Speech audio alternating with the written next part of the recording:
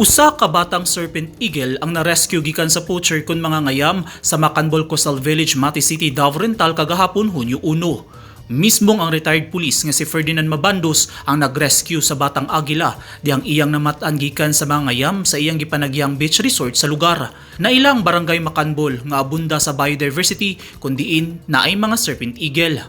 Sumala ni Saldel Lumaan, ang City's Environment Chief, nga bisan pa man nga wala giila nga endangered nga langgam ang na-rescue nga agila apan illegal kung ginadili gihapon ang pagdakop niini. Gi-turn over na ni Mabandos ug sa iyang asawa ang na-rescue nga serpent eagle sa DNR office sa Mati City. Matud ni Lumaan, gikatakdang ibalhin sa rehabilitation facility sa Tagum City ang batang agila.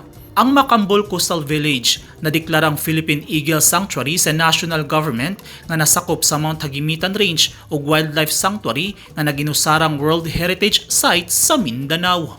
Eugene Hinutan, Newsline Philippines, Davao Region. Stay safe.